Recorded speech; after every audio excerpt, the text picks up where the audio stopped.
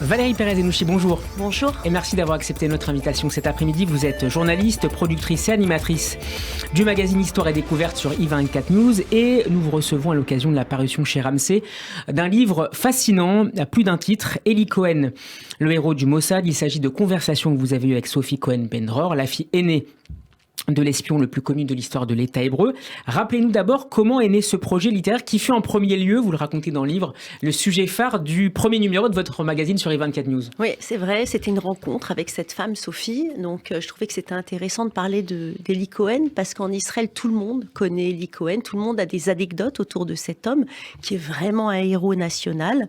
Et je trouvais que c'était bien de la rencontrer et d'avoir sa version à elle, de comment elle avait vécu cette affaire qui n'est pas une affaire commune. Donc, je l'ai rencontrée, j'ai trouvé son numéro de téléphone, on s'est vu, on a discuté, on a réalisé l'émission qui était déjà très intéressante parce que c'était une conversation qui était à bâton rompu.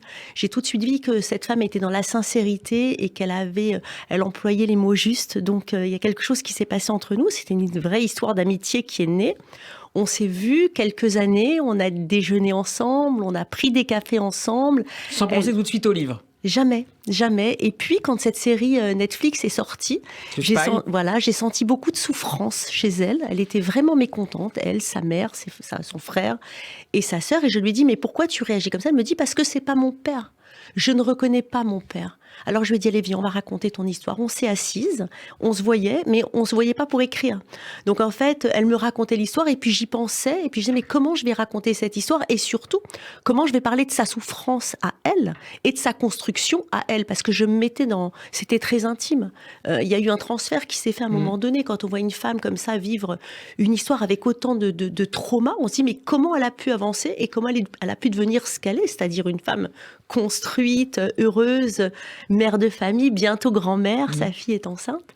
Et puis voilà, et puis le livre est né au bout de 6 ans et on s'est dit que c'était le moment. Avec la parution des documents du Mossad, c'est arrivé tout ça entre-temps dans cette aventure-là. Donc le dernier a été publié en décembre. Absolument. Et là, on s'est dit, on va les traduire et puis on va écrire ce livre et on va enfin dire la vérité sur cet espion. Documents qui sont reproduits dans la deuxième partie du livre. Alors vous parlez du mot de souffrance, c'est peut-être le mot le plus important du livre qui revient beaucoup. Beaucoup de choses ont été écrites, beaucoup de choses ont été dites sur Eli Cohen. Je pense évidemment au livre d'Ouridan, l'espion qui venait d'Israël, qui a marqué des générations, ou plus récemment, vous le disiez, la série The Spy sur Netflix. Mais là où votre livre est différent et particulièrement intéressant, Valérie Pérez-Henouchi, c'est qu'il donne la parole à un acteur central de ce drame, resté jusque-là au second plan de la plupart des récits, la famille d'Eli Cohen.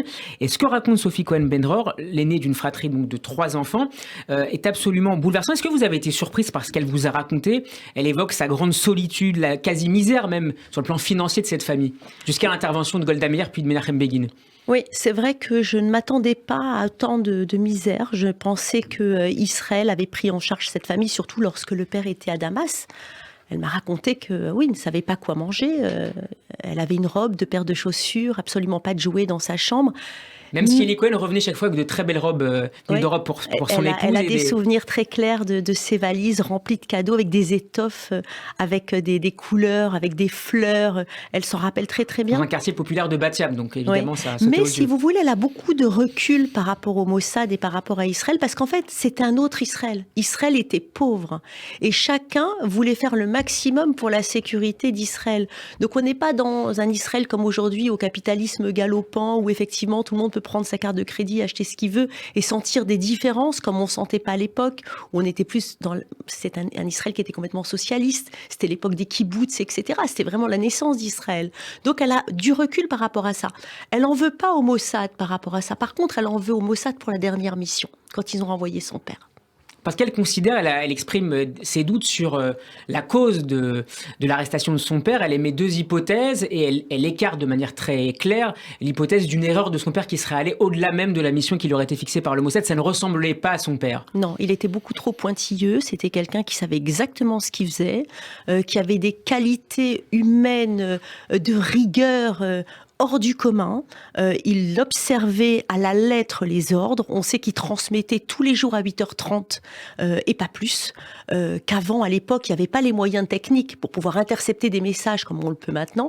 Il aurait fallu, par exemple, qu'il y ait 10 camions autour de lui pour pouvoir l'intercepter, alors qu'on sait très bien qu'il y avait un seul camion des services secrets syriens. Alors oui, effectivement, il y a plusieurs hypothèses, et celle que retient Sophie, c'est que ces espions à l'époque, ils se connaissaient tous. Donc il y avait des agents de la CIA. C'était un musulman à l'époque qui travaillait pour la CIA. Il y avait un ancien nazi aussi qui était là pour donner des renseignements à plusieurs pays. Et vous rappelez que son père a contribué à l'établissement de la liste de nazis. Absolument. Et donc, elle, ce qu'elle pense, c'est qu'effectivement, ces espions auraient été suivis par les services secrets syriens, qu'ils les auraient vus avec son père et qu'il serait arrivé jusque son père. Et elle met également cela en rapport avec l'arrestation d'un autre agent du Mossad en Égypte. Absolument. Alors, je vais la citer sur son ressenti après la mort de son père et les condoléances qui sont présentées en nombre à la famille sans que la petite Sophie comprenne réellement pourquoi. Ma petite sœur Irit, mon petit frère Shai et moi étions là comme des meubles.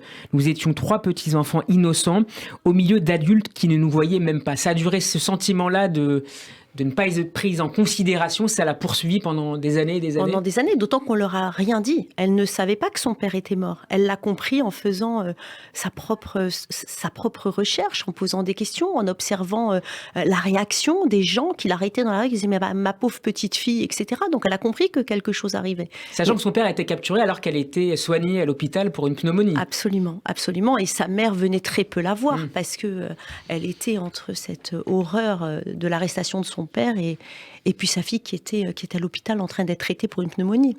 Valérie Pérez-Henouchi, vous confiez avoir d'une certaine manière parlé à Eli Cohen via votre oncle Maurice, à qui vous rendez hommage et qui travailla pour le Mossad lui aussi. Quel souvenir d'enfant gardez-vous personnellement de sa vie, de ses anecdotes peut-être aussi, et sur son rapport à Eli Cohen? Il l'appelait le patron. J'étais très petite, il me gardait souvent. Cet oncle-là, il était particulier. Toute sa vie, il a voyagé en Algérie. Il n'a pas eu d'enfant. Il ne s'est pas marié, on le voyait très peu. Il avait une couverture, il avait un garage, on ne savait pas ce qu'il faisait. Et en fait, il a préféré garder le silence. Et c'est lorsqu'il est mort, il a eu une maladie très grave qui a dégénéré très vite, qu'il a déclaré sur son rapport médical qu'il avait été agent du Mossad. On l'a su qu'après sa mort. Et c'est vrai que quand j'ai lu ce rapport médical, je dois dire que j'étais en pleine écriture de ce livre. Donc, je me suis dit que c'était pas un hasard que je rencontre Sophie. C'était pas un hasard que cette relation humaine se crée. Et aujourd'hui, c'est vrai que je suis très, très heureuse de rendre hommage à cet homme. Très heureuse de penser à mon oncle.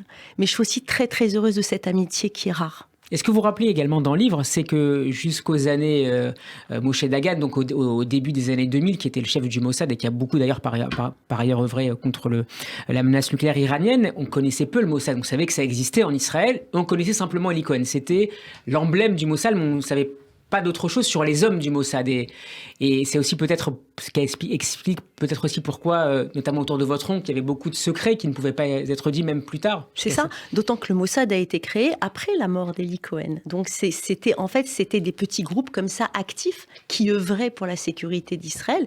Et en fait, Eli Cohen, il a créé un précédent. Parce qu'avant, la famille ne savait pas que les conjoints travaillaient pour le Mossad. Aujourd'hui, ils sont obligés de le savoir. Aujourd'hui, il y a des dotations qui sont données justement en cas de perte d'un être cher. La maman de Sophie était veuve de guerre alors que son mari n'était pas soldat. Il était espion, ça n'existait pas à l'époque. Alors les lecteurs découvriront l'aide que Golda Meir, qui est très chaleureuse dans ces moments post-capture et post-assassinat d'Eli Cohen, et Menachem Begin, qui ont tous les deux joué un rôle important auprès de la famille, notamment pour les aider financièrement. Je voudrais qu'on dise un dernier mot sur la participation, enfin l'action plutôt de la famille à la restitution de la dépouille de leur père, de leur époux. Elle a beaucoup misé des espoirs sur la Russie, notamment depuis la guerre en Syrie. C'est moins le cas aujourd'hui, visiblement. Et j'ai lu qu'il y a quelques semaines, on se tournait davantage, on espérait en tout cas que les Émirats Arabes Unis pourraient contribuer à cette restitution. Qu'est-ce que vous pouvez nous en dire ? Alors effectivement, oui, ils n'ont jamais arrêté d'espérer. Ils ont écrit au monde entier. Elle a écrit à Bachar al-Assad, elle a écrit à Poutine. Elle se déplace une fois par mois au Mossad pour voir ce qu'ils peuvent faire pour récupérer la dépouille de ce père tant aimé. Et c'est vrai que Nadia est toujours amoureuse de son mari. Alors maintenant, par rapport aux Émiratis, ils veulent y aller. mais ils veulent y aller avec Israël. Donc en fait, ils attendent l'aval du gouvernement pour pouvoir faire une requête, mais ensemble et ne pas y aller seuls, pour peut-être obtenir plus de choses. Pourquoi pas satisfaction. Merci beaucoup Valérie Pérez-Henouchi d'avoir été avec nous. Je conseille très vivement la lecture d'Eli Cohen, le héros du Mossad, publié aux éditions Ramsay. Avant de se quitter, on va écouter la bande originale, un extrait de la bande originale de The Spy. Merci beaucoup et à très bientôt sur Radio J.